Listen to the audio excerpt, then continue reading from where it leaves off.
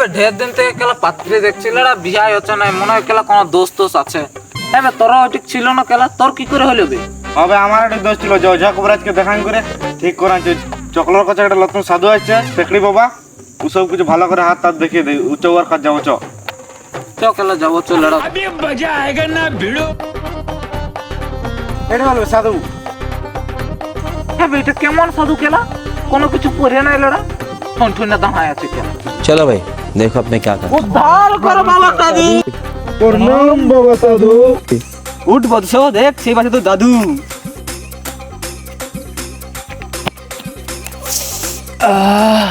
তোমার পন্থা চিপলো, বহুত আমার পকেট মার করলো বলো।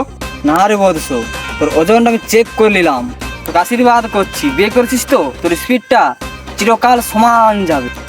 বাবা সাধু, আমার ভকিতে কিটা তুচ্ছা আইলো, তুমি কিছু করলে হ্যাঁ? না বৎস, কু বাচ্চ বলিতে না, তোর মাথার দোষটা কোমর ছিল, সেই জন্য ঝেড়ে দিলাম।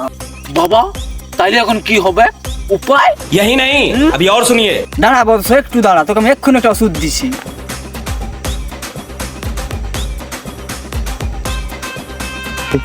বাবা এটা কি বালের মতো দেখাচ্ছে তো। ভাষা বলবি না, যে কাজটা করতে হবে সেই কাজটা করবি। যা করে করে চ চ চ চ। আজকে দারুণ লাগলো। মরা তো যদি মায়া হইতো, আরো ভালো হইতো।